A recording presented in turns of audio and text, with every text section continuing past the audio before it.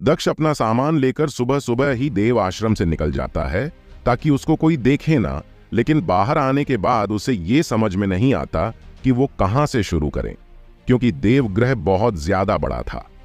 वैसे दक्ष ने निकलने से पहले एक नक्शा भी लिया था जिस पर अलग अलग बीस्ट की लोकेशन के बारे में बताया गया था। दक्ष ने नक्शा इसलिए लिया था ताकि वो गुम हो जाए तब भी उसके सहारे वापस आ सके। दक्ष अपना नक्शा खोलता है और उसके अंदर देखने लगता है कि वो कहां पर जा सकता।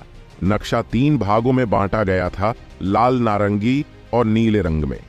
लाल रंग सबसे ज्यादा खतरे वाले जगह पर किया गया था, वहीं नारंगी थोड़े कम खतरे वाले जगह पर और नीला रंग सबसे सुरक्षित जगहों पर किया गया था, जहां पर कुछ ही खतरनाक मिलने की संभावना होती है। दक्ष अपने ऊपर ज्यादा घमंड नहीं करता है, इसलिए वो नक्शे के हिसाब से नारंगी इलाके में जाने का फैसला करता है और उस तरफ चलना शुरू कर देता है। दक्ष का सफर काफी लंबा था और उसको उसे इलाके में पहुंचने में 1.5 दिन का समय लग जाता है। हालांकि उस जगह पर आने के बाद भी दक्ष के सामने कोई भी खतरनाक बीस्ट नहीं आता है जो उस पर हमला करे।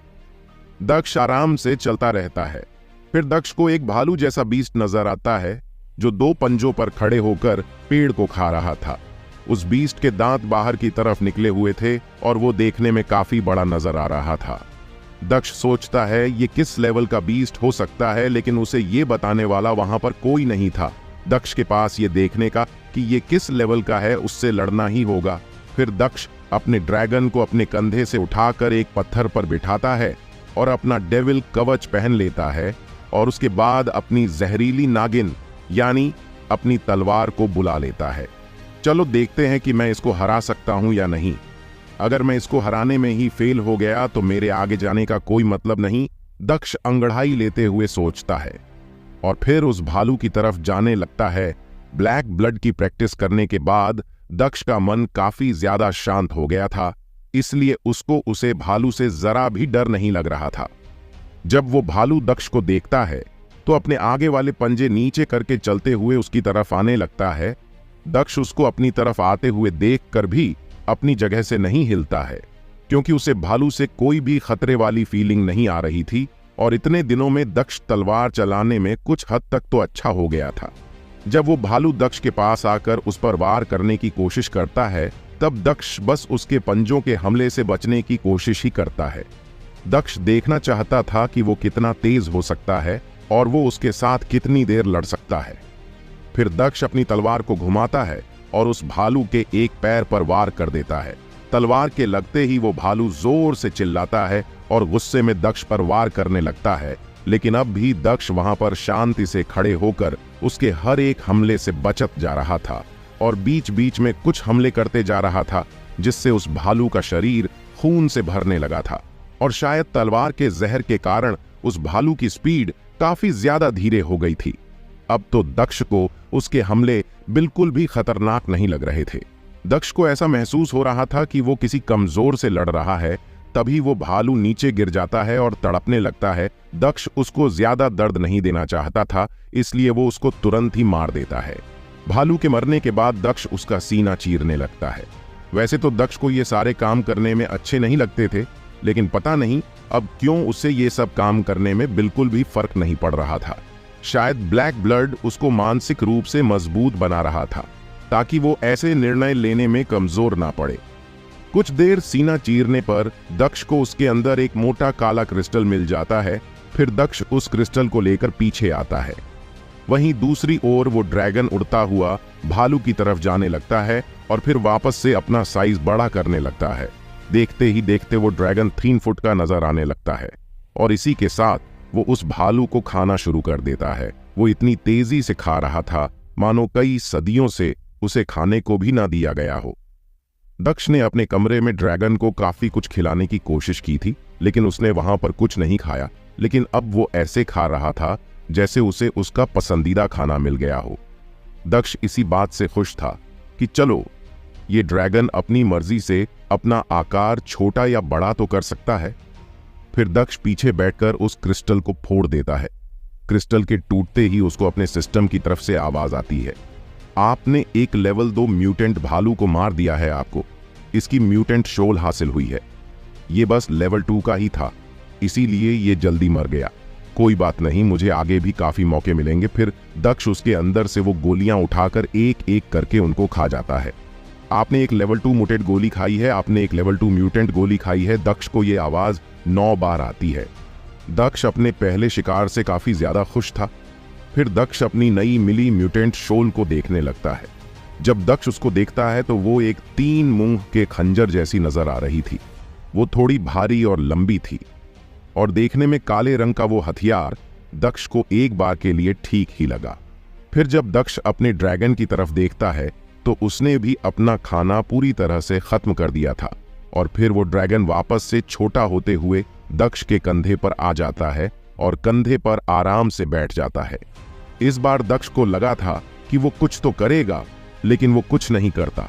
इसका कुछ नहीं कर सकते हैं, मुझे आगे ही चलना चाहिए, दक्ष सोचता है और आगे जाने लगता है। कुछ देर चलने के बाद वहां पर बारिश होनी शुरू हो जाती है।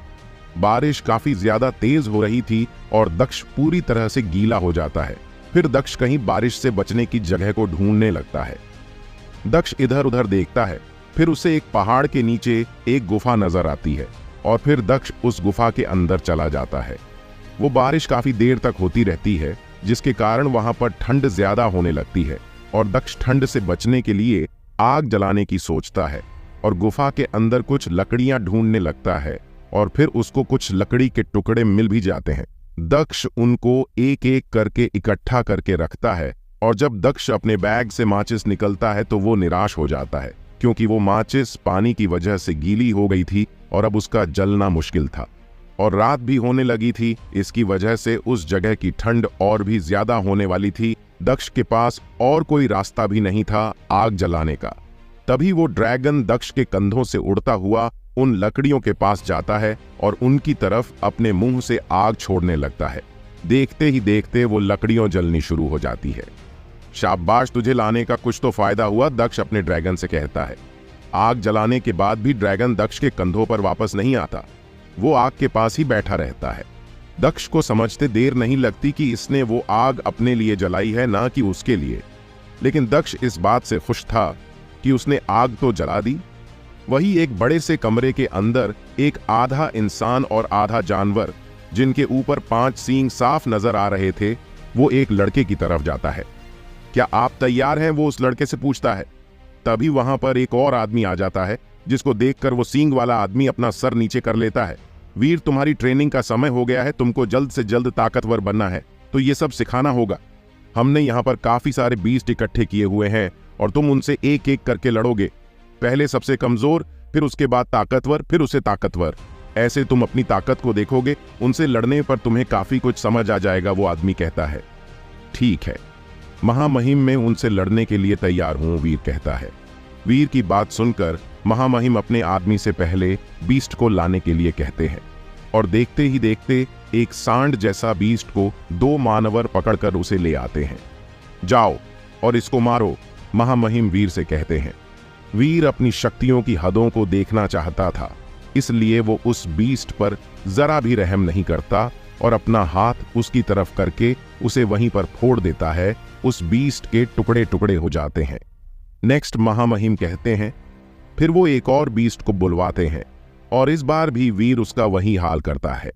ऐसे 5 बीस्ट को फोड़ने के बाद महामहिम वीर से कहते हैं, अगर तुम ऐसे ही लड़ोगे तो तुम सीखोगे कैसे? तुम्हें अपनी शक्तियों से कम और अपने हाथों से ज्यादा लड़ना चाहिए, इससे तुम्हें ज्यादा सीखने को मिलेगा। और तुम ऐसे ही इनको फोड़ते रहे तो इनके क्रिस्टल ऐसे ही बर्बाद होते रहेंगे। वीर हाँ में सर हिलता है और अगले बीस्ट को अपने हाथों से मरने लगता है। वो बीस्ट वीर से 2 गुना बड़ा था, लेकिन फिर भी वो वीर के सामने ज्यादा देर नहीं टिक पाता।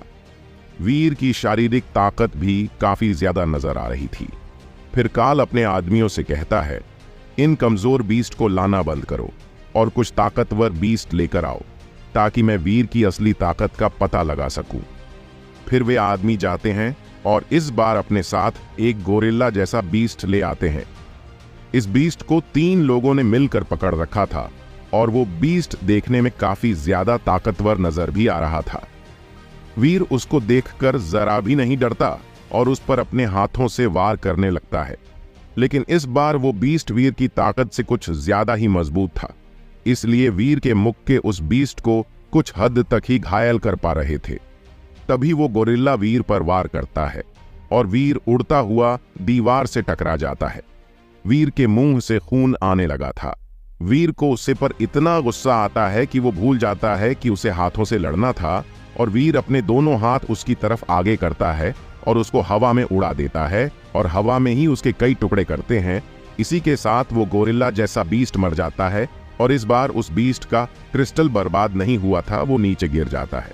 अच्छी बात है, तुमने इस बीस्ट को तो हरा दिया, लेकिन तुम्हें इससे अपने हाथों से लड़ना था, अपनी शक्तियों से नहीं। अपनी शक्तियां उस वक्त इस्तेमाल करो जब तुम्हें ऐसा लगे कि तुम उसे नहीं हरा सकते हो। अगर तुम अपनी शक्तियों से ही लड़ोगे तो सीखोगे। कैसे महामहिम कहते हैं, पता नहीं मुझे क्या हो गया था। जब उसने मुझ पर वार किया तो मुझे उस पर इतना गुस्सा आया कि मैंने उसे वहीं पर जान से मार दिया। वीर अपने आवाज में निराशा के साथ कहता है, तुमने सही किया। तुम्हें शक्तियां अपनी हिफाजत के लिए ही मिली हैं, और उस बुढ़े ने तुमसे तुम्हारी शक्तियां तुम्हें मरने के लिए ही ली थीं, ताकि कभी किसी खतरे में पड़ो तो खुद को बचा ना पाओ। लेकिन अब ऐसा कुछ नहीं होगा। अगर तुम कभी किसी खतरे में भी पड़े तब भी तुम अपनी शक्तियों से आसानी से बचकर निकल सकते हो, लेकिन तुम्हें अपनी शक्तियों के साथ साथ अपने हाथों से भी लड़ना सीखना होगा। अगर तुम्हें बीस्ट से नहीं लड़ना तो तुम इनमें से किसी से भी लड़ सकते हो। ये तुम पर ज्यादा ताकत का इस्तेमाल नहीं करेंगे, और जैसे जैसे तुम मजबूत होते जाओगे वैसे वैसे ये अपनी ताकत को बढ़ते जाएंगे। जिस दिन तुम इनको हर दोगे तो तुम समझ जाना कि तुम उस टाइम तैयार हो गए हो। महामहिम वीर से कहते हैं, मैं तैयार हूं। मैं आपका सबसे ताकतवर मानवर से लड़ूंगा। आप उसको मुझसे लड़ने के लिए बोलिए, और मैं इस बार अपनी शक्तियों का इस्तेमाल नहीं करूंगा। मैं बस अपनी शारीरिक ताकतों का ही इस्तेमाल करूंगा। वीर कहता है, तुम्हें मेरे सबसे ताकतवर आदमी से लड़ना है। कोई बात नहीं, तुम उसके साथ लड़ते वक्त अपनी सारी शक्तियों का इस्तेमाल कर सकते हो। तुम जैसे चाहो वैसे उस पर वार कर सकते हो। अगर तुमने उसको हरा दिया तो मैं तुमको मान जाऊंगा कि तुम खुद से ताकतवर बन सकते हो, नहीं तो हम तुम्हें धीरे धीरे ही ताकतवर बनाएंगे। महामहिम कहते हैं और अपने एक आदमी को बुला लेते हैं। वो एक 5 सींग वाला मानवर था जो देखने में वीर से काफी बड़ा नजर आ रहा था। वीर भी पीछे नहीं हटना चाहता था, इसलिए वो उसे लड़ने के लिए चला जाता है। जब काल ने वीर से अपनी सारी शक्तियों को लगाने के लिए कहा था, तब भी वीर ने सोचा था कि वो बिना शक्तियों के ही लड़ेगा। उस मानवर का नाम हाफ ब्लड था। फिर जब वीर हाफ ब्लड के सामने आता है तब हाफ ब्लड पहले वार नहीं करता, वो वीर के हमले करने का इंतजार करने लगता है। वीर अपना मुक्का बनाकर हाफ ब्लड कर मारता है, लेकिन वीर का मुक्का हाफ ब्लड को छू भी नहीं पाता। हाफ ब्लड आराम से वीर के मुक्के से बच जाता है और वीर के सीने पर एक लात मार देता है, जिसकी वजह से वीर पहले से भी ज्यादा दूर जाकर गिरता है। वीर को समझ आ जाता है कि उसने हाफ ब्लड को हल्के में ले लिए है। वो काफी ज्यादा ताकतवर है, लेकिन वीर किसी से कम नहीं था। वो अपनी सुपर स्पीड का इस्तेमाल करके हाफ ब्लड को पंच करने के लिए जाता है, लेकिन वीर के पंच करने के बाद भी हाफ ब्लड केवल 2 कदम ही पीछे जाता है। फिर एक बार और हाफ ब्लड वीर को मुक्का मार देता है। इस बार मुक्का लगते ही वीर के मुंह से खून आने लगता है, लेकिन कोई भी उनकी लड़ाई को रोकने के लिए नहीं आता। काल वहीं पर खड़ा होकर उन दोनों को लड़ते हुए देखता रहता है। वीर को गुस्सा आने लगता है और उसका हाथ एक अजीब सी ऊर्जा के अंदर हो जाता है। वीर के हाथों में से पीली धुंध निकलने लगती है और उसके साथ वो हाफ ब्लड पर मुक्का मारता है। इस बार हाफ ब्लड कुछ दूर जाकर गिर जाता है, लेकिन हाफ ब्लड को इस बार भी कुछ नहीं हुआ होता। हाफ ब्लड के अंदर एक अजीब सी आग नजर आने लगती है। जब भी वीर हाफ ब्लड के पास जाता, हाफ ब्लड उसके हर एक वार से ऐसे बच जाता जैसे वीर उसके लिए कुछ हो ही ना। वीर का गुस्सा काफी हद तक बढ़ जाता है और वो अपनी सारी शक्तियां लगाकर हाफ ब्लड पर वार करने लगता है, लेकिन हाफ ब्लड अभी भी वीर के हर एक वार से बचत जा रहा था। वीर को एक भी वार करने का मौका ही नहीं मिल रहा था। वीर एक एक करके अपनी सारी शक्तियों का इस्तेमाल करके देख लेता है, लेकिन वो हाफ ब्लड को जरा भी खरोच नहीं पहुंचा सकता था। वीर को समझ आ जाता है कि हाफ ब्लड बहुत ज्यादा ताकतवर है और वो बस उसे ऐसे ही हल्के में ले रहा है। अगर वो ठीक से लड़ता है तो वो उसे कुछ ही पल में हरा सकता है। लेकिन हाफ ब्लड बस वीर के हर एक वार से बच रहा है, लेकिन उस पर कोई भी खतरनाक वार नहीं कर रहा। 2 घंटे तक लगातार लड़ने के बाद भी वीर हार नहीं मानता। वीर का पूरा शरीर खून में सन चुका था, लेकिन हाफ ब्लड पर खून का नामो निशान भी नहीं था और उसके अंदर उतनी ही ऊर्जा महसूस हो रही थी जितनी की तब थी जब उसने ये लड़ाई शुरू की थी।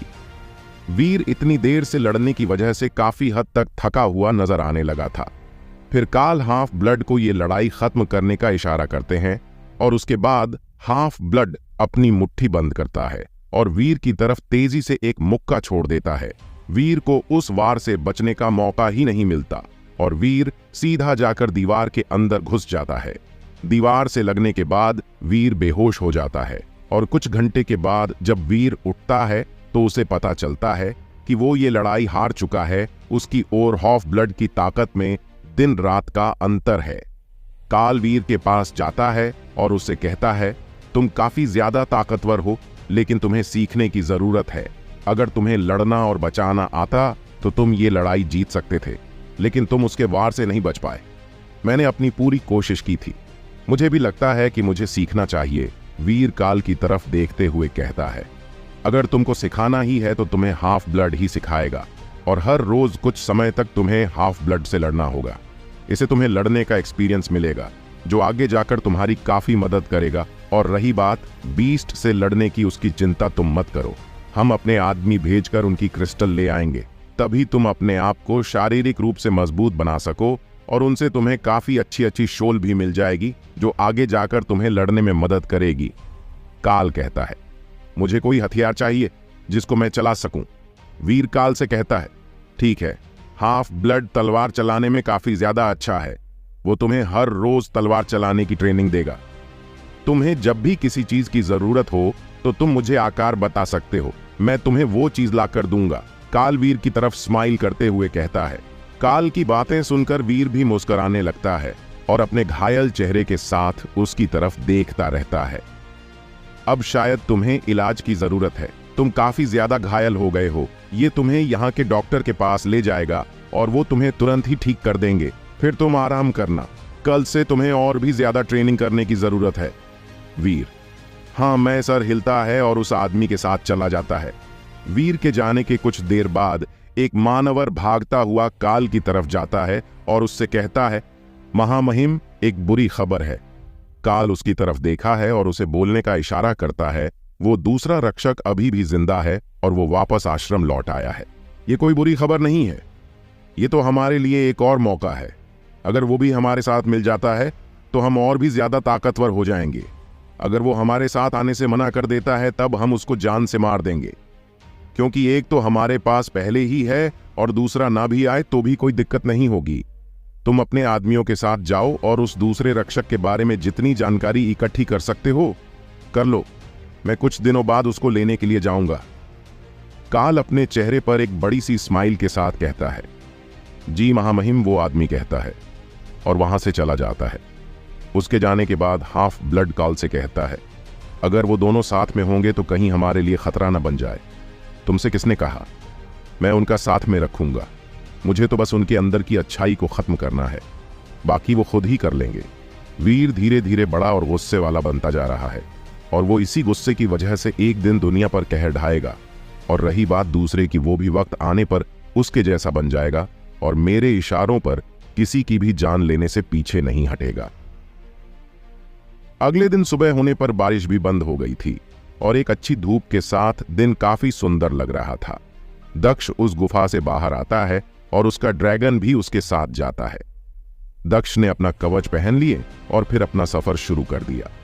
चलते हुए दक्ष ने पहले तो सोचा था कि वो जल्दी से जल्दी लेवल 3 पूरी करके अपनी शक्तियां हासिल करेगा, लेकिन फिर उसने अपना ये इरादा छोड़ दिया, क्योंकि दक्ष ने लाइब्रेरी में पढ़ा था अगर कोई अपनी 5 लेवल पूरी कर लेता है तो उसका शरीर काफी ज्यादा शारीरिक रूप से मजबूत हो जाता है। इसलिए दक्ष ने फैसला किया था कि पहले वो लेवल 5 पूरी करेगा, फिर अपनी शक्तियां को हासिल करेगा ताकि उससे कोई गलती ना हो और वो अपनी सारी शक्तियों पर अच्छे से नियंत्रण रख सके। दक्ष कोई बीस्ट की तलाश में इधर उधर घूम रहा था, लेकिन उसे ऐसा कोई की बीस्ट नहीं मिल रहा था जिससे वो लड़ सके। जो भी उससे बीस्ट नजर आ रहे था वो सारे ग्रुप में थे और दक्ष एक बड़े ग्रुप के साथ पंगा नहीं लेना चाहता था। उसका वो कवच भी कितनी देर उनके आगे टिक सकता था। दक्ष कोई एक ऐसा बीस्ट ढूंढ रहा था जिसका शिकार करना आसान हो। लगभग 2 घंटे चलने के बाद दक्ष को एक तितली जैसा बीस्ट नजर आता है जो फूल पर बैठा हुआ था। दक्ष उसको एक ही वार में खत्म करना चाहता था, इसलिए उसने अपनी तलवार निकाली और उसकी तरफ जाने लगा। जैसे ही तितली ने दक्ष को अपनी तरफ आते हुए देखा तो वो वहां से उड़कर भागने की कोशिश करने लगी, लेकिन एक ही वार में उस तितली के 2 टुकड़े हो गए। जब दक्ष ने उसके क्रिस्टल को हासिल किया तब उसे पता चला कि ये बस लेवल 1 की ही तितली है और इस तितली से उसे कोई हथियार भी नहीं मिला, बस लेवल 1 की 5 गोलियां मिली। कुछ दूर चलने के बाद दक्ष को 5 और तितलियां नजर आती हैं। वो वैसी ही नजर आ रही थी जैसी वो पहले वाली थी। दक्ष समझ जाता है कि ये सब भी लेवल 1 की ही होगी, इसलिए उनके ग्रुप पर वो हमला कर सकता है। दक्ष इसी उम्मीद के साथ उनकी तरफ जाने लगता है और उनके पास जाते ही वो तलवार से उन पर हमला करना शुरू कर देता है। एक एक वार में एक एक तितली मारती जा रही थी। लगभग 2 मिनट में ही वो 5 तितलियां मर चुकी थीं। दक्ष उन सब के क्रिस्टल को निकलता है और उनसे उसे 30 और लेवल 1 के पॉइंट्स मिल जाते हैं। हालांकि इन 5 से भी उसे कोई भी हथियार नहीं मिला था। दक्ष ने किताब में पढ़ा था कि कुछ जीव ऐसे भी होते हैं जिसे कोई भी हथियार हासिल नहीं किया जा सकता, इसलिए दक्ष और किसी तितली को नहीं मारना चाहता था, इसलिए वो उस जगह से आगे चल जाता है। रास्ते में उसे काफी तितलियां नजर आती है, लेकिन वो किसी भी तितली पर वार नहीं करता और चुपचाप वहां से आगे चल जाता है। 2-3 घंटे चलने के बाद दक्ष को एक अजीब सा बीस्ट नजर आता है जो देखने में किसी बड़े मकड़े के जैसा था और वो एक जाल के अंदर आराम से बैठा हुआ था। उस जाल के अंदर काफी उड़ने वाले बीस्ट फंसे हुए थे। अगर मैं इस बीस्ट को मार दूं तो मुझे ये सभी जाल में फंसे हुए बीस्ट भी हासिल हो जाएंगे। ऐसे में मुझे काफी कुछ मिल जाएगा। दक्ष सोचता है और उसके चेहरे पर मुस्कान आ जाती है। जरा तुम भी मेरी मदद कर देना, अगर कर सकते हो तो दक्ष अपने ड्रैगन से कहता है, लेकिन उसका ड्रैगन उसकी किसी भी बात पर रिएक्ट नहीं करता। दक्ष लंबी सांस लेता है और उस मकड़े की तरफ जाने लगता है। दक्ष के मकड़े के काफी पास जाने के बाद भी वो मकड़ा दक्ष पर जरा भी ध्यान नहीं देता। दक्ष अपनी एक उंगली से उस जाल को छूने की कोशिश करता है, लेकिन उसकी उंगली उसे जाल के अंदर चिपक जाती है। दक्ष पूरी जान लगाकर खींचता है, लेकिन उसकी उंगली लग नहीं होती।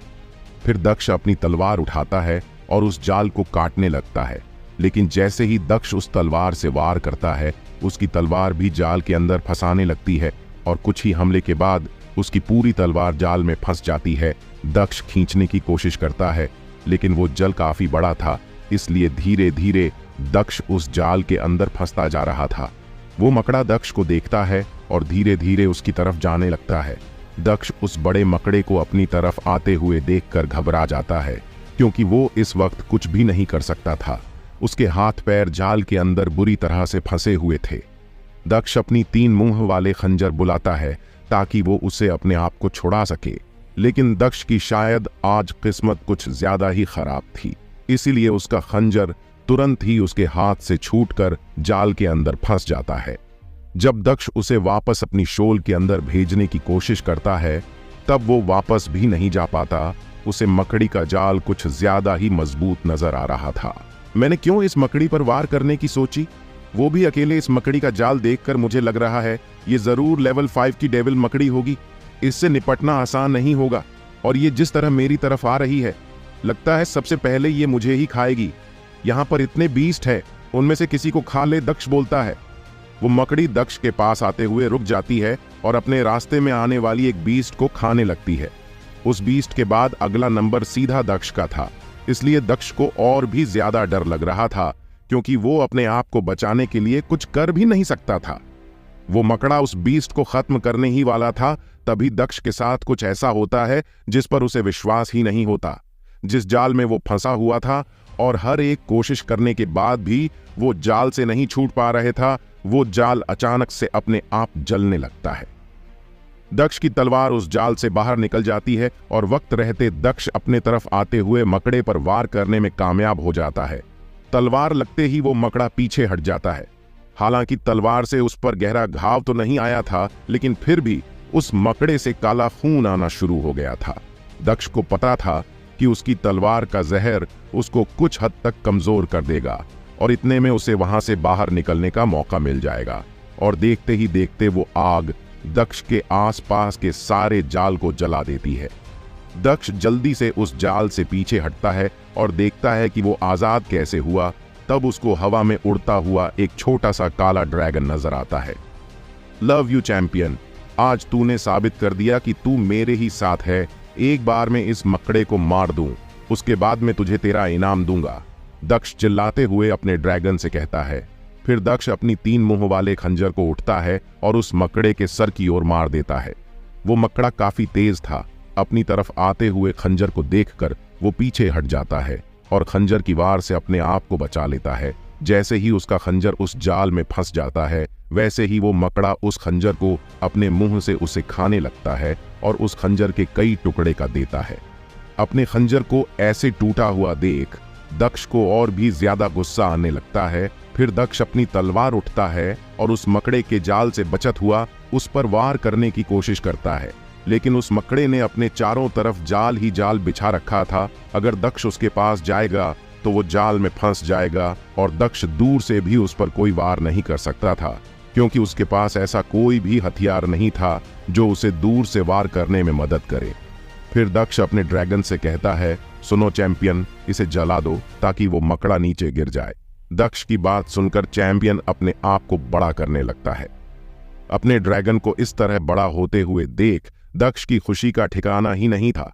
फिर चैंपियन 3 फुट का होने के बाद उस जाल को जलने लगता है और कुछ ही पलों में वो पूरा का पूरा जाल टूट जाता है। अपने जाल को ऐसे जलता हुआ देख वो मकड़ा वहां से भागने की सोचता है और दक्ष इसी वक्त की तलाश में था कि कब वो उस जाल से दूर जाए और फिर वो उसे मार सके।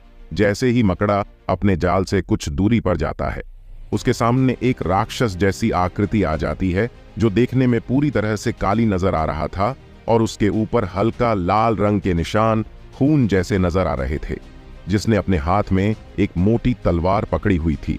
वो मकड़ा उसे अपनी तरफ आता हुआ देखा, उस पर जाल छोड़ने की कोशिश करता है, लेकिन वो राक्षस उस जाल से बचता हुआ उस मकड़ी के सर के 2 टुकड़े कर देता है। सर के काटने के बाद भी वो मकड़ा मरता नहीं है और अपने 6 के 6 पैरों से उस तरफ वार करने लगता है। हालांकि अब वो देख तो नहीं सकता था, लेकिन फिर भी उसके पंजों में इतनी जान बाकी थी कि वो किसी पत्थर तक को तोड़ दे।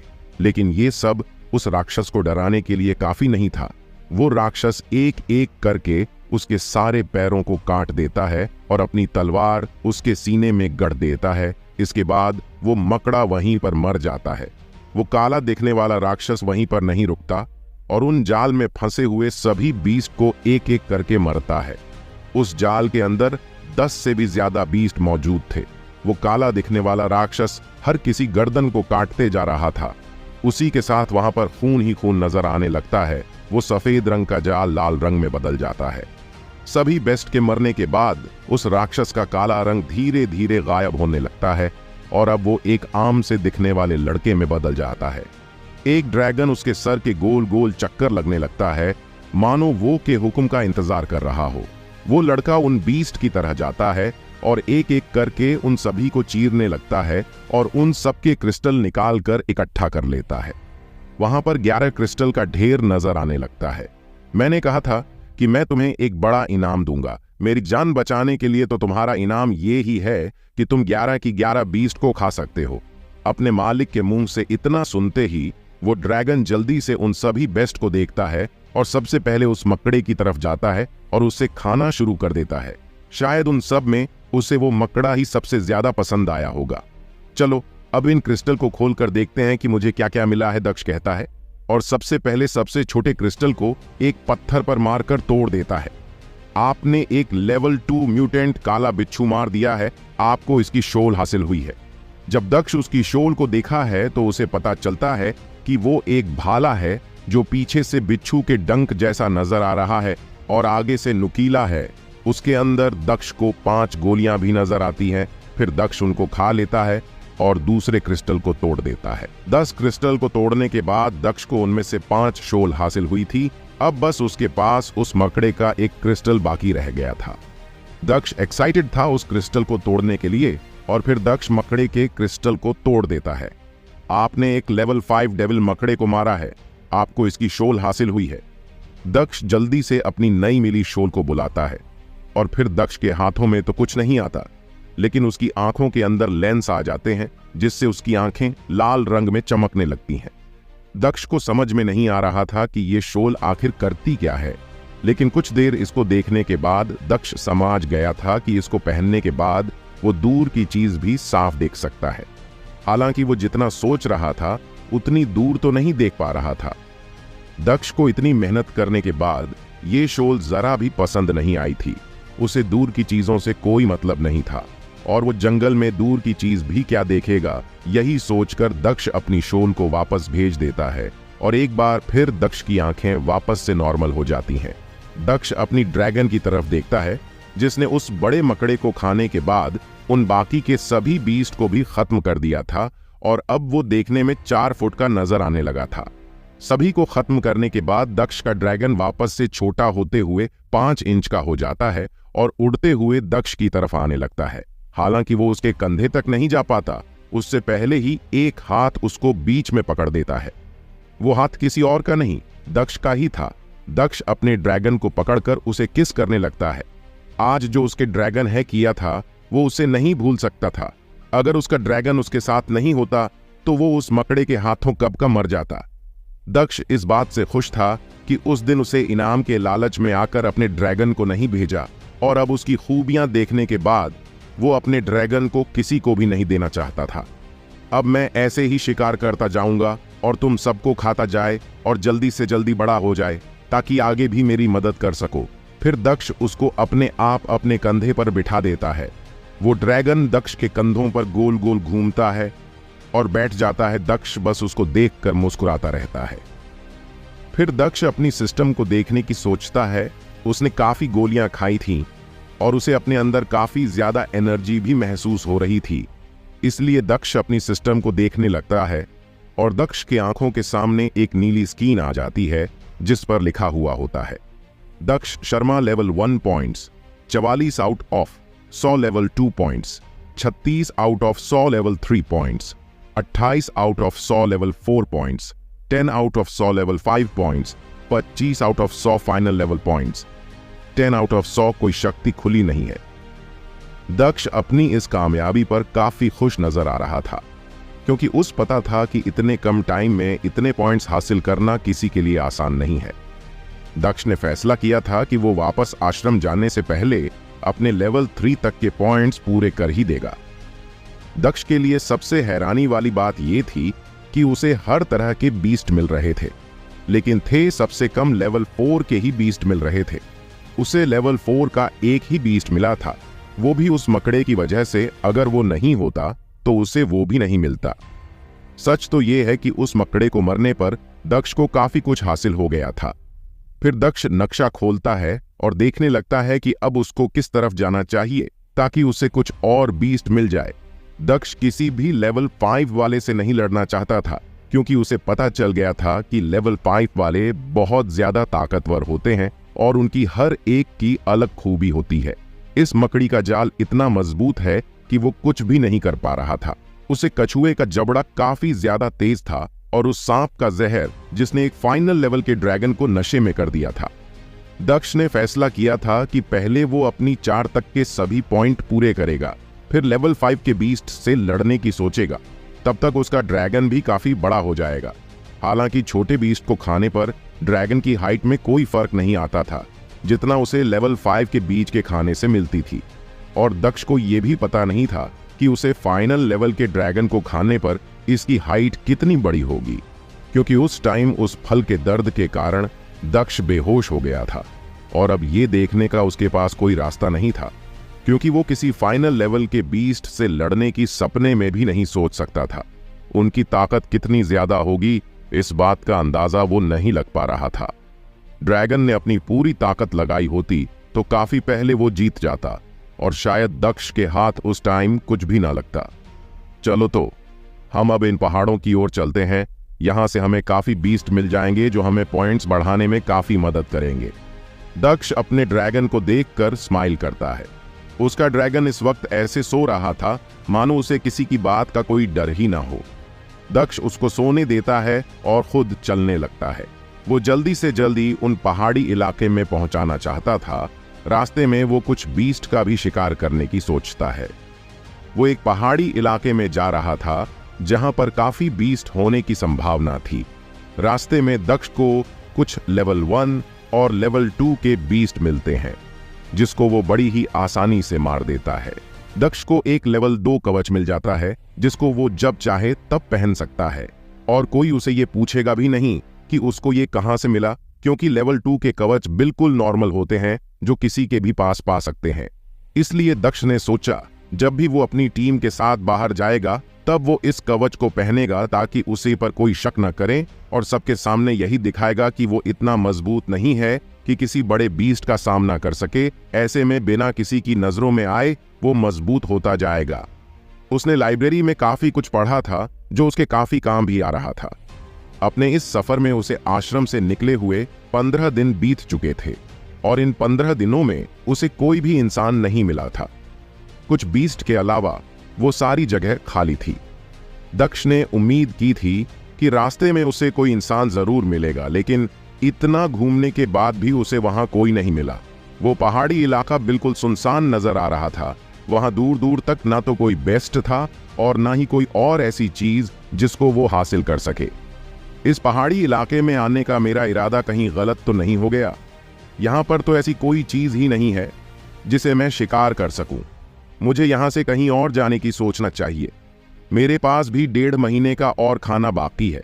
मैं 1 महीने तक और यहां पर रहूंगा और बाकी के 15 दिनों में वापस आश्रम लौट जाऊंगा। वहां जाने के बाद किसी न किसी को कोई भी कहानी बनाकर उन्हें बता दूंगा कि मैं कहां फंस गया था, इसलिए आने में थोड़ी देर हो गई। और वैसे भी ज्यादा लोग नहीं हैं जो मेरी परवाह करते हो। मैंने पहले ही काफी लोगों से दुश्मनी कर ली है। वो तो यही दुआ करते हैं कि मैं किसी बीस्ट के हाथों मर जाऊं, लेकिन उन्हें पता नहीं मैं किसी के हाथों नहीं मारे वाला। दक्ष चलते चलते कहता है।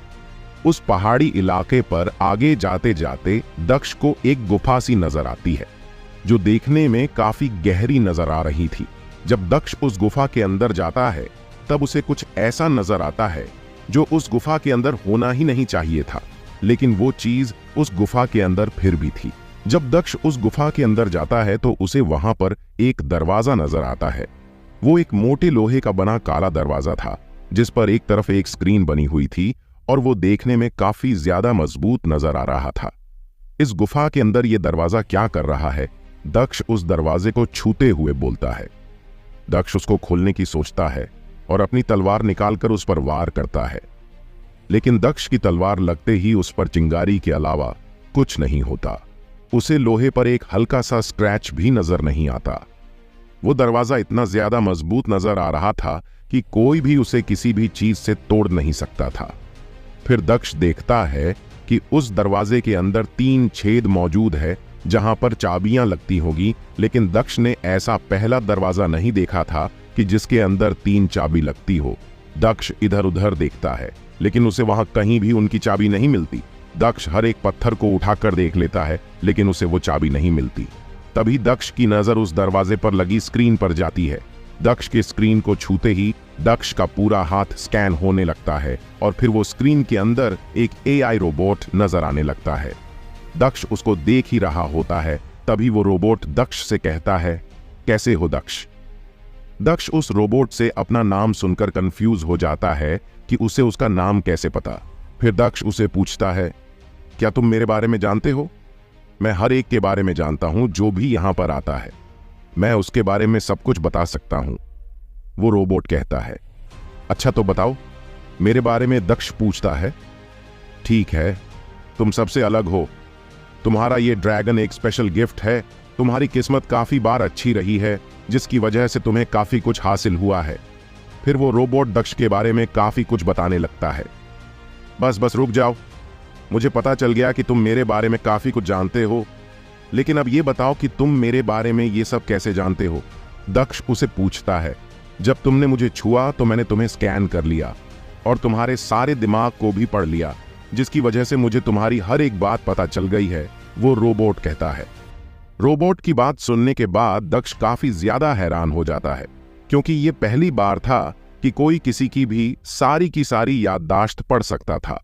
वैसे तो दक्ष ने लाइब्रेरी में इस बारे में काफी किताबें पढ़ी थीं, लेकिन उसने कभी सोचा नहीं था कि उससे ऐसा कुछ मिल भी जाएगा।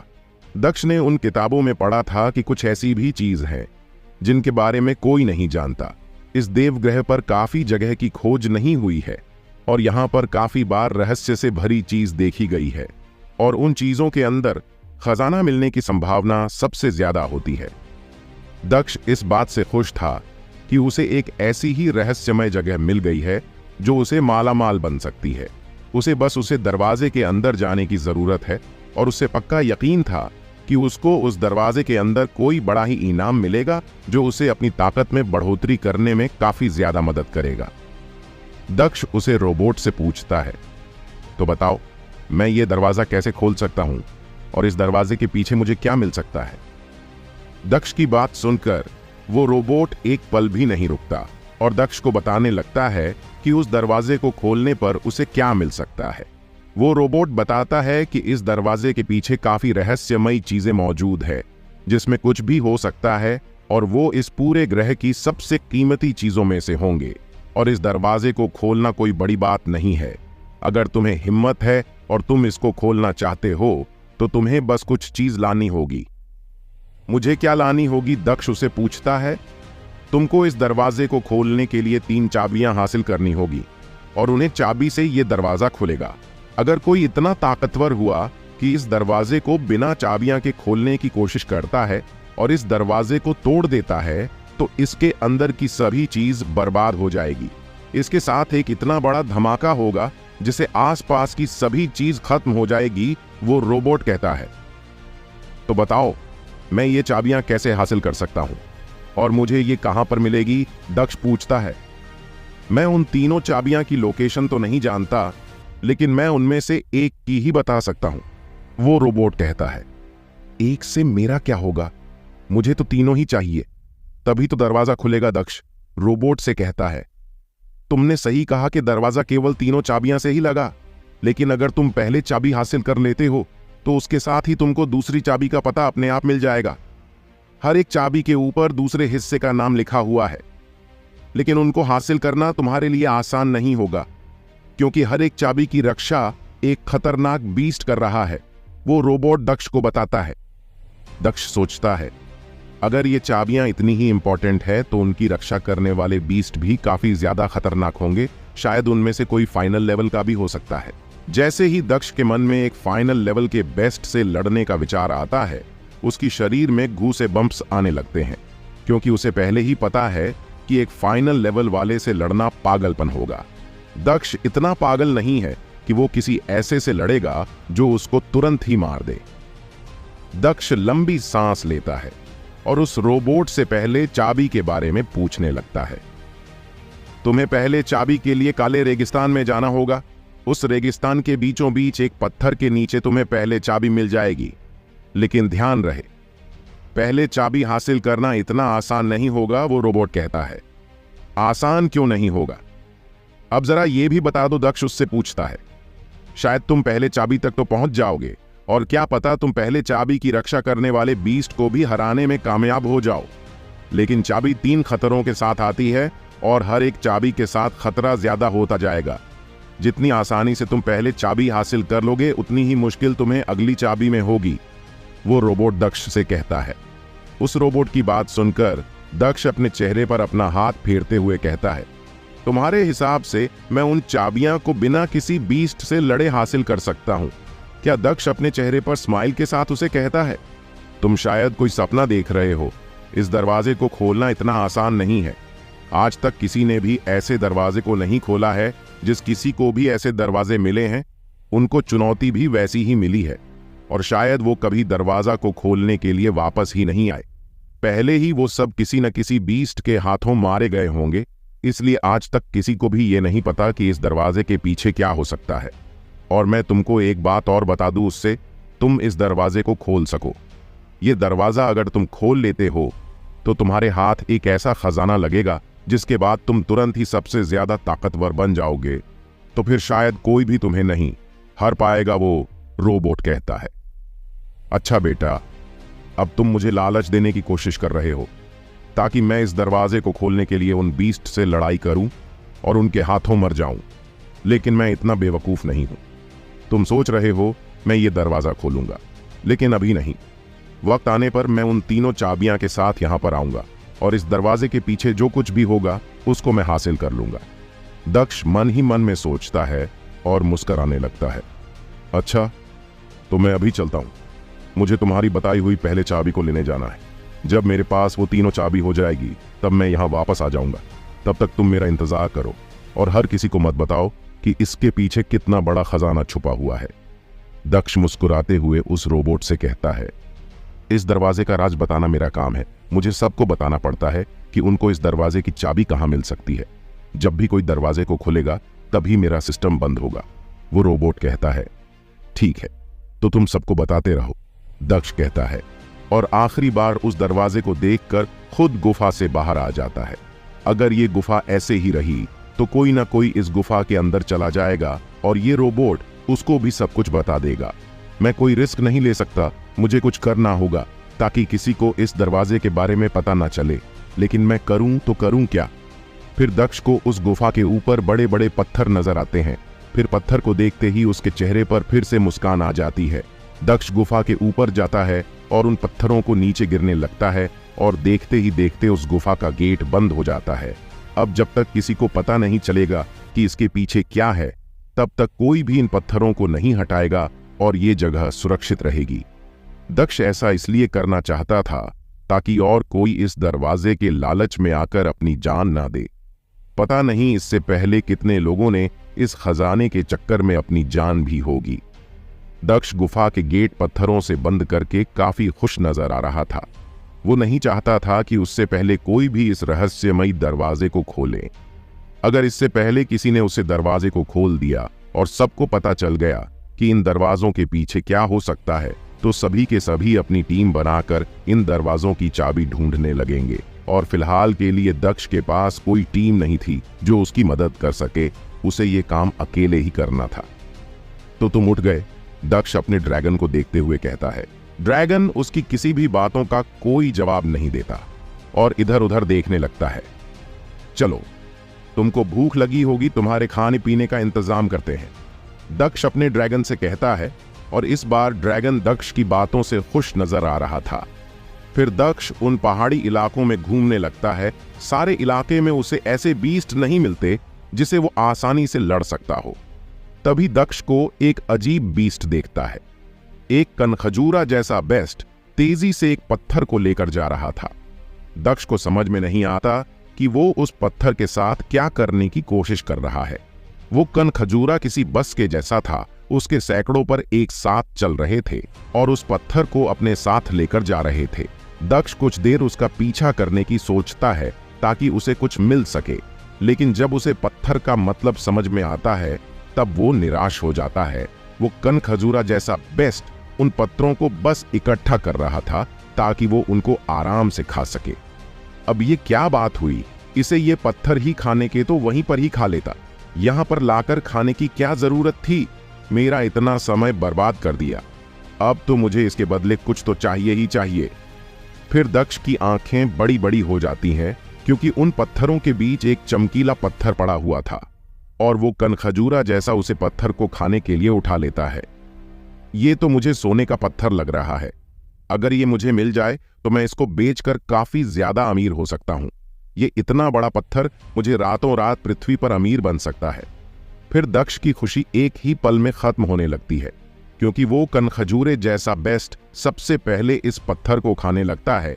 जैसे जैसे वो उस सोने के पत्थर को खा रहा था, वैसे वैसे दक्ष को ऐसा महसूस हो रहा था कि मानो कोई उसके अंदर से किसी को खा रहा हो। एक इतनी कीमती पत्थर को अपनी आंखों के सामने ऐसी बर्बाद होते हुए देखा, दक्ष निराश हो गया था। दक्ष उसे बीस्ट को देखते ही समझ गया था कि वो एक लेवल 5 का म्यूटेंट या डेविल बीस्ट ही होगा। दक्ष को इतनी दूर से ही उसकी ताकत महसूस हो रही थी, इसलिए दक्ष एक पत्थर के लालच में अपनी जान जोखिम में नहीं डालना चाहता था। हालांकि वो पत्थर सोने का था, लेकिन दक्ष को इसी ग्रह पर ऐसे बहुत से मौके मिलेंगे, इसके बाद वो अमीर हो सकता है। निशिका चौधरी ने दक्ष को 1 लाख दिए थे। अगर वो उन पैसों को किसी ऐसे आदमी को देता है जो उसके बदले वो पृथ्वी पर वो पैसे दे दे, तो वो 1 लाख के 1 करोड़ के बदले मिल जाएंगे। क्योंकि यहाँ के पैसे कमाना बहुत मुश्किल है। हर 1 रुपए के लिए किसी न किसी को अपनी जान जोखिम में डाली पड़ती है, और यहाँ पर ज्यादा काम भी नहीं है। ये जगह जितनी सुंदर नजर आती है, उतनी ही खतरनाक लिए है। बेशक दक्ष के पास यहाँ पर काफी पैसे थे, लेकिन वो उन पैसों को किसी को दे नहीं सकता था। अगर वो उनको ऐसे पृथ्वी के पैसों के बदले ले लेता है, तो वो जाकर भी वापस से यहाँ के पैसे नहीं खरीद पाएगा और उसे फिर से शुरुआत करनी होगी। दक्ष इन पैसों से यहाँ पर काफी चीज हासिल कर सकता था। इतने रुपए में वह एक लेवल 4 के क्रिस्टल तक हासिल कर सकता था। दक्ष ने यहाँ पर आने के लिए इतना सामान लिया था, फिर भी उसके 10,000 से ज्यादा रुपए नहीं लगे थे और अभी भी उसके पास काफी रुपए बाकी थे।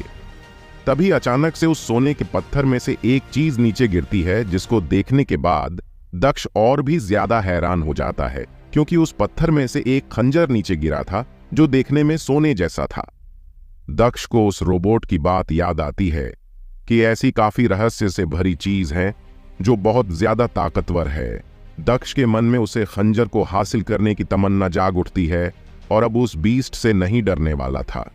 चाहे वो किसी भी लेवल का क्यों ना हो, दक्ष को खंजर चाहिए था। दक्ष को खंजर चलाना काफी ज्यादा पसंद था, क्योंकि उसने शुरुआत से ही खंजर चलाने की प्रैक्टिस से की थी। इसलिए अगर उस एक पावरफुल खंजर मिल जाता है, तो इससे अच्छा उसके लिए कुछ भी नहीं होगा। ये सोचकर दक्ष अपना कवच पहना है और अपनी तलवार उठाकर उसे कनखजूरे की तरफ जाने लगता है। वो कनखजूरा उस खंजर को उठाकर खाने ही वाला था। उससे पहले ही दक्ष उस तक पहुंच जाता है। सबसे पहले दक्ष उस खंजर को नीचे से उठता है ताकि वो बीस्ट उसे खंजर को न खा सके। दक्ष को वो खंजर काफी हल्का महसूस होता है और उसकी धार भी काफी तेज नजर आ रही थी। दक्ष अभी नहीं सोच सकता था कि ये खंजर उसे पत्थर के अंदर कैसे आया। तो मुझे ये खंजर तुमसे ही मिला है, तो मैं इसका इस्तेमाल भी तुम पर ही करूंगा। दक्ष मुस्कुराते हुए उसे कनखजूरे से कहता है।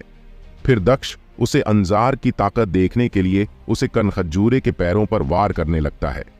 हालांकि आर्य ने जैसा सोचा था वैसा बिल्कुल नहीं हुआ। वो खंजर उसे बेस्ट के पैरों को नहीं कट पाया। काटना तो दूर की बात, उसने तो उसे जरा भी घायल नहीं किया था। ऐसा लग रहा था कि उसे खंजर कर जरा भी धार मौजूद ही नहीं है। मेरी किस्मत इतनी भी खराब नहीं हो सकती। मैं इस खंजर के लिए अपनी जान जो कि मैंने सोचा था कि ये खंजर कोई सुपर लेवल का होगा, लेकिन ये तो किसी काम का नहीं है। अब मैं इस बेस्ट को कैसे मारूं? जैसे ये उन पत्थरों को खा रहा था, वैसे ही ये मुझे भी खा सकता है। मुझे इसे संभाल कर रहना होगा।